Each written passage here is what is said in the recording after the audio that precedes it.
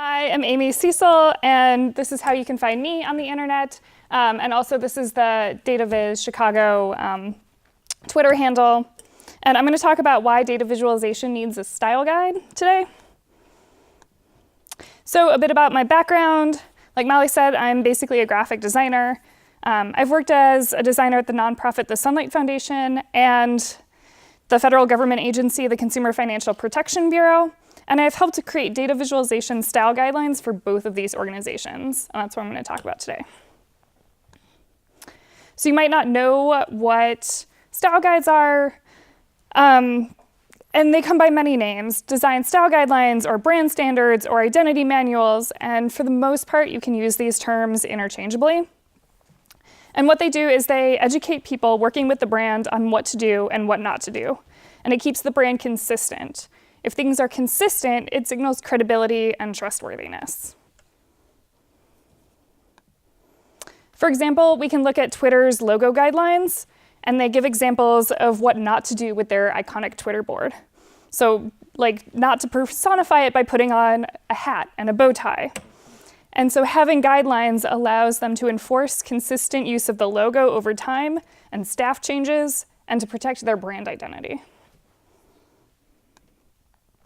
Most guidelines also spec out what colors and what fonts to use, and this ensures cohesion between different parts of the organization, so that web pages match mobile apps, match brochures and reports, and even t-shirts and other swag. And it allows the brand to be extended to these different mediums quickly and with uniformity. MailChimp takes these guidelines a step further, and they have a content style guide, and it provides the tone that all of their specific content should have, as well as details like specific grammar choices, like using a colon rather than an ellipses, an em dash, or a comma to offset a list. And so this helps ensure that all of their products are cohesive, and it seems like they were written by the same person. And they even have a voice and tone microsite, which provides specific examples of how and when to use language. And it takes into consideration what the user might be feeling at the point in time when they encounter the specific thing. And it ensures that the user will have a consistent experience throughout the process, and that MailChimp is meeting their needs.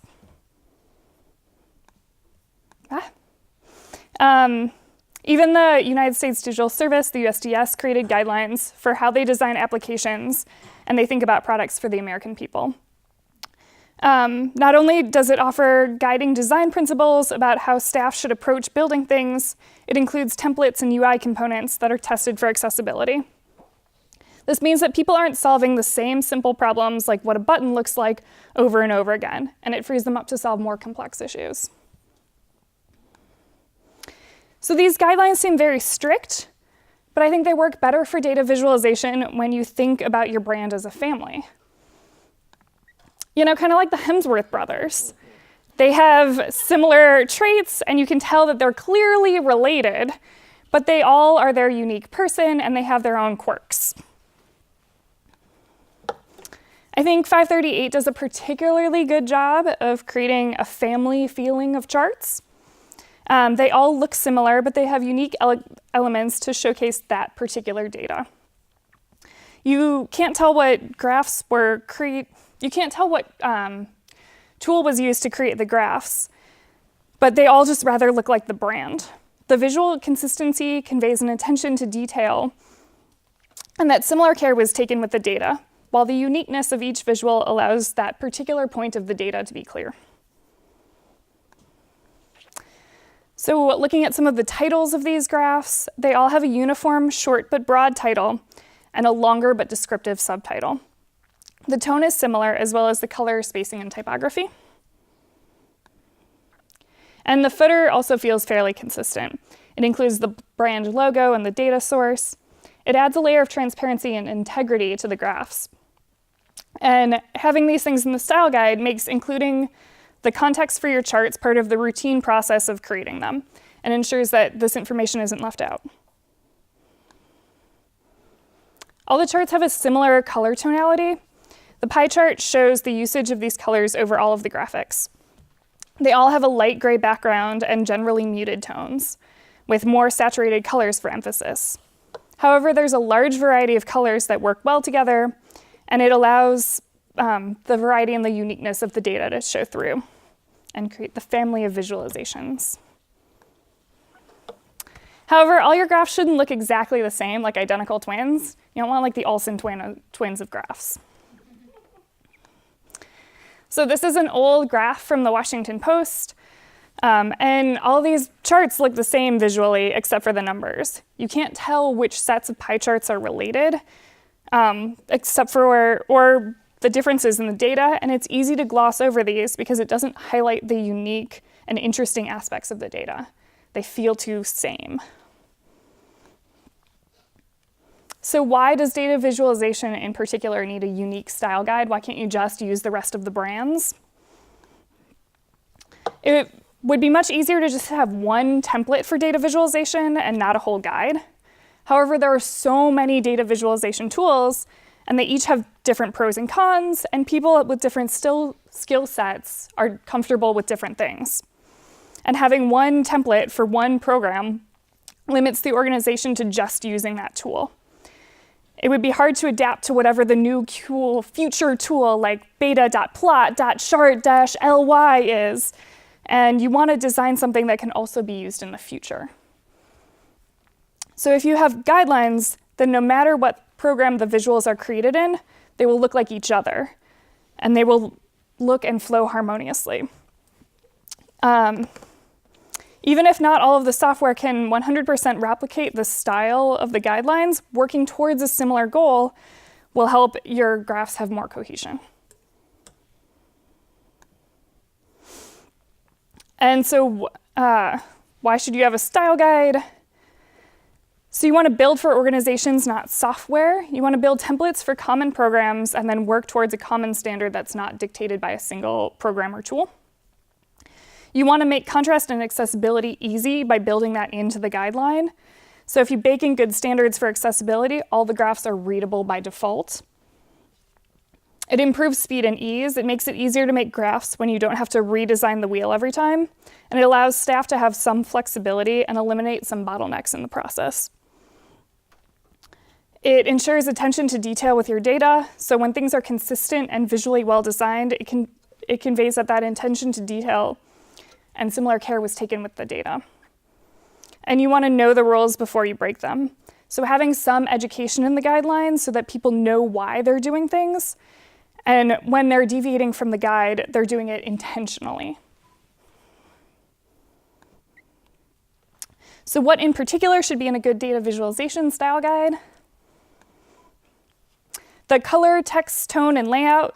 You want to look at how brand guidelines apply specifically to data visualization. Someone who's creating a chart probably doesn't want to dig through the rest of the standards and take their best guess to if the headline should be an H3 or an H4 style. And you want to set a consistent tone and expectation for what headlines should include and how you should include sources. Chart examples, knowing what things have been done in the past can inform how people do things in the future and take inspiration from them. You want to think about who's reading your graphs, your target consumers, and you want to figure out your audience's base knowledge and needs. And then you want to figure out who's making your graphs at your organization, your chart creators. And you want to write to them so that they understand. You want to understand who will be using the guide so you can write things for them. And you want to find out what works and what doesn't before you standardize it, so that you have a solid foundation and a tested style before you start to write these standards. So I'm going to talk about my experience doing this at the Sunlight Foundation and what putting together a good family of charts looks like. So in 2003, I was working at the Sunlight Foundation, and at that time, it was a nonprofit focused on open data and government transparency. We had a staff of about 45 people. I knew everyone's name, and it was easy to pop by someone's desk and ask a question or explain something. And the tone of things being created was design heavy. We had several designers on staff, and the organization had a very unique visual style. The charts were also data heavy. We had a lot of open data, and some of it was really complicated. We were also doing sophisticated analysis that required complex visuals. But the data visualizations that we were producing were not consistent with that tone. They were default ggplot style charts made in R with the logo slapped on the bottom. And these weren't serving the organization's needs. They weren't getting picked up and republished by journalists, which was a big goal for us, or people were cropping out the logo and we lost any sense of attribution or ownership with them. The other types of graphs we were creating were these overly designed infographic style visuals. However, they took forever to create because each one was unique and there was a lot of design work involved. They were popular on Pinterest, but not very republishable for the Inside the Beltway audience that we were hoping to reach. And they tended to be more number decoration than explain the complex analysis that we were trying to do and show. So we made some adjustments and we found a style that worked that both sides of the organization could be happy with. We looked at the target consumers of the data visualizations, which were mainly journalists and other researchers. And then we took into account the needs of the people who were creating the charts. They were researchers who wanted to get things out fairly quickly to be newsworthy, but also do in-depth analysis. And they were graphic designers who still wanted the flexibility to create something unique when a project required it. Developers who had a lot of data and wanted to show it in an interactive and exploratory way, but still be on brand. And young journalists who might not have worked with much data before, but sometimes just need to create a simple chart to support their story. So what did the data visualization style guide include? It started by setting the tone. It explained that in this guide, it was just a starting point, and you should actually do what makes sense for the data. And most importantly, you should respect the data as you explore the wonderful but often confusing world of turning numbers into visuals. The guide pulled out specific type styles and how they should be used, specifically for graphs. It included hex, RGB, and CMYK values for the brand colors. Each color included a tint and a shade, so that you could use those in groupings for bar charts, and it came in really handy for adding emphasis. And there was a separate color for showing no data or null values instead of just ignoring them altogether. But we went further and we looked at what types of content we were showing in a lot of our charts. A lot of our content had to deal with politics, so it made sense to have a separate set of colors for political parties that worked well together and could be a visually separate set from the work that we did for non-political things. And we had a lot of visuals that showed a pro-con or a positive-negative data, so we needed a red and a greenish color that worked well together, but were also accessible for people who were colorblind. About 1 in 12 men of European descent are red-green colorblind, so it was important to build that into our color choices. And having this check for colorblindness built into the guide meant that we didn't have to think about it and do colorblind testing because we already knew that these colors were working together. So it was one less thing we had to do for future graphs. And then we spec'd out the basic structure of a graph in a size that would fit nicely on our blog and provided a great detail of things like the weight and color of axes lines, where the logo should sit, how far from the margins it should be. The developers loved this. They built templates in R and D3, and they didn't have to bug the designers for all the nitty-gritty details. And then each of the basic chart types had a page that showed an example of what that chart looks like. It described in bullet points what it should or should not be used, and it showed a small table of what the data should look like to create that chart, which was useful for designers and journalists who might not have had as much data background as developers, and it shows how to label your axes and add a source. And these things are important to remember to maintain the credibility and data integrity.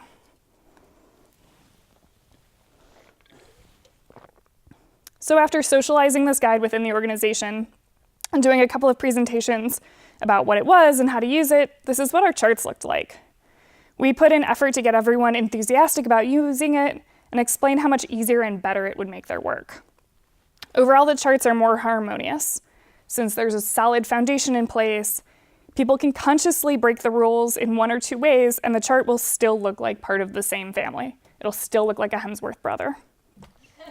It allows us to make simple graphs more quickly and just make more of them. And we could put in real effort to making more complex visuals this way.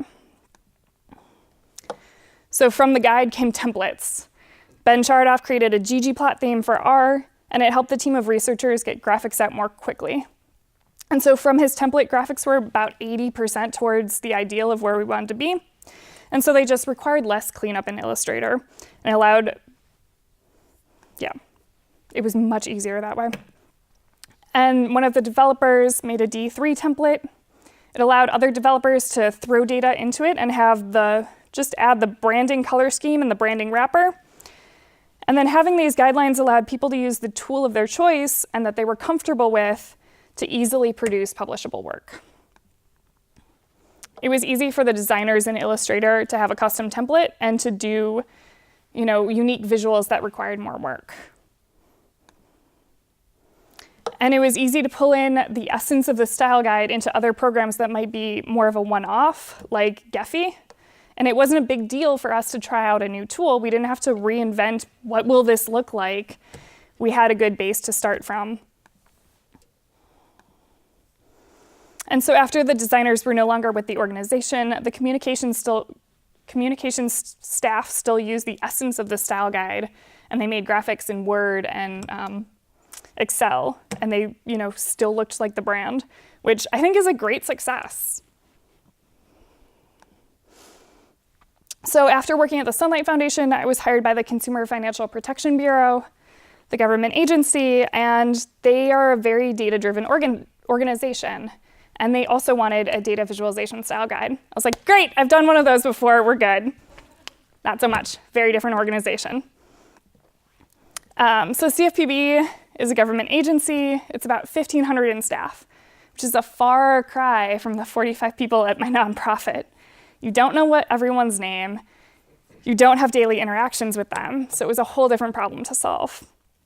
And the tone of the design is a focus on plain language, and it centers on being user-friendly. It's a very clean and simple, straightforward brand aesthetic. And the design goal is to give the data a voice and to make the numbers digestible and clear. They have honest, transparent design that wins the public's trust. That's one of their mentalities. Data visualization was not part of their design manual when I started, but they wanted it to be. And so we kicked off the process with a brainstorm and looked at the data viz that they had created over the previous 4 years. It was a lot of Tableau and Excel charts, some custom graphs in Illustrator, and a couple of interactive high charts. The main visual was a lot of brand green and very data heavy. So we also looked at style guidelines from different organizations, like the Urban Institute, the UK government, the Dallas Morning News, and things like the data visualization checklist. And we voted on what type of content we wanted to include in our own data visualization style guide. And we did a visual exercise called the bar chart bonanza. And so everyone on the team took the same data set. It was a data set that was very generic of like what we would normally do, but pretty simple. And we made as many different bar charts as we could with it, each team member. We didn't focus on them being good or bad. We just wanted to push ourselves to create as many different types of bar charts as we could. And then we took a step back. We looked at all of them and we decided what elements were working and what elements were not working. And we pulled in our accessibility expert to get her opinion. This helped us later come up with good examples and rules of what to do or what not to do with bar charts and graphs in general. So there's a wide variety of people who create visuals at CFPB, and because of the size of the organization, it's impossible to have close relationships with all of them like I did at Sunlight. So the guide needed to be more verbose and do a lot more of education on its own. We set up a series of one-on-one design consultation meetings to help people talk through their data visualization needs, which was helpful. And the target for our visuals was the American public, which, that's a big target audience. That's everyone, right? And you can't exclude people because there's the accessibility requirement. It's gotta be everyone. There are some projects that are a focus on experts, and they have a higher level of familiarity with the subject, like a lot of the mortgage things. So we did have some expert level visualizations there too. The data visualization guidelines are part of the larger design manual for the organization. However, it's a separate section for people who might not need the other design and web components. It starts by setting the tone when this guide should be useful and why. And there are key questions in each section, which are a good overview of things to think about. Also, it's public on GitHub, like all of the other design manual content. It shows when to use what colors and what to use them for, like emphasis or null. And again, it's tested for color blindness. And it gives a quick overview of graph content. Graph content which combines style notes and content, and it shows how to display important context like sources or data, which help maintain the credibility of graphs as they get shared across social media and other platforms. There's also an emphasis on accessibility. As a government agency, we're required to be Section 508 compliant. 508 is the 508 Amendment to the Rehabilitation Act of 1973, which, boiled down, basically requires federal agencies to make their electronic and information technology accessible to people with disabilities. So how the heck do we do this for data visualization? It starts by having a descriptive title on charts to help the user understand the chart. And then we try to not just rely on color for meaning. We try to have direct labels or patterns in order to help people identify things. We also focused on adding alt text and good alt text, writing alt text specifically for charts and what that includes. And there's a minimum standard of color contrast and type size. So our goal was to follow the W3's Web Content Accessibility Guidelines. These standards are included in the basics of the guide. They're not included in the accessibility section, so they're not an afterthought. They're just baked in. Everything just is accessible. And since the guides were published, our team could focus on creating templates for things like Excel and Tableau, and creating custom data visualizations that were less data dense than some of the originals. It's also created conversation around data visualization in general at the organization. And in the community, it's been a good example of data visualization and how you do that accessibly. So let's recap. In both of the data visualization style guidelines, it's important to include color, text, tone, and layout, which help keep the charts consistent and provide context. Have chart examples to help users know what they should aim for, and know who's reading your graphs so you can make sure the audience needs were met. Know who's reading your graphs, know who's making your graphs. And then finding out what works and what doesn't before standardizing it to make sure there's a solid foundation. Why do you need a data visualization style guide? It's for organizations, not software or tools, so that people can use whatever they want to make charts. You have contrast and accessibility standards baked in so that all charts are readable. You have a style, having a style guide cuts out the fact that you're going to solve the simple problem again and again. You've done it once and you've documented it. And then the attention to detail ensures that nothing like sources or logo were left out. And having rules allowed people to break them with intentionality. So take your data visualization to a more refined level. A data visualization style guide is not just for branding, but for accessibility, consistency, and ease. And it's an investment in your organization's credibility. This is a list so the CFPB and the Sunlight Foundation style guides are public, and you can just Google them. And then these are other public data visualization style guidelines. There's more beyond this, but these are just a handful of examples. So that's it. Thank you. Yes? How much effort did that represent, forming the style guide? Forming the style guide? It was never a full-time job for me. It was always sort of a thing that I was working on along with normal projects. The Sunlight Foundation one, working with 45 people is much easier, maybe like 3 or 4 months. The CFPB one was more like 9 months to a year.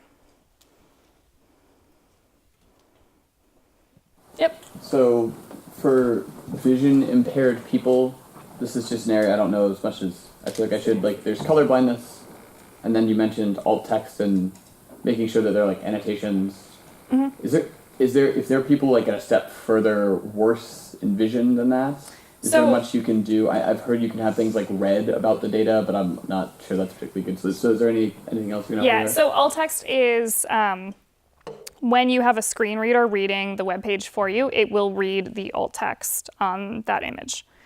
So that sort of covers it. There are things that you can do with ARIA labels for interactive visualizations. Mostly this is a whole nother talk. And there is I wrote a 5 easy steps for making your data visualization more accessible. So that's a starting point too. Is it true that it's supposed to be a law very soon that all of your files that you have out in the public sites are supposed to be accessible now that way? I don't know. There have been a few lawsuits recently for private galleries and companies. And so it's starting to be a bigger thing in the news. I don't know how much it extends to public sites. Yep. What would your advice be to people who are getting started with this? Like you mentioned, this is like a 6 to 9 month project or even longer. Like, how do you even get started? And especially when you're in an organization where there are other style guides elsewhere, like how do you even start to make your footprint as a data visualization team or department? Sure. Talk to who owns those other style guides, because they will have recommendations for you of what they're doing and why they're doing it. So you want to know why they're doing that thing and make sure it's the right choice for data or it should be different. And then they will also be great allies in once you have this thing more finalized in helping to push it out to the rest of the organization.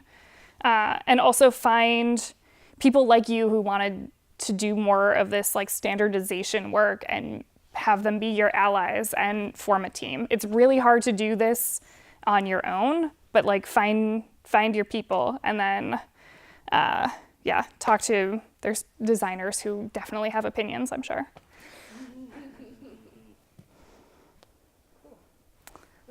Last question? With content creators, them being the experts of that said content, you have a process or a script that you go over with them when trying to extract their knowledge? I can't say that I do. Extract their knowledge about what? I suppose the whatever field they're in or whatever they are trying to convey in whatever you're trying to publish. Yeah, so my designer background is just something that we're sort of taught is to just ask why 10 times. And so you just keep asking why are you doing this? Why is this a decision? And so that would sort of be my go-to of trying to dig to the root of the problem and then figure out why they're making the choices they are. That might answer your question. We can also talk later. Thank you, Amy. Mm-hmm. And everyone, feel free to stick around and mingle and have more food. And yeah, thanks so much.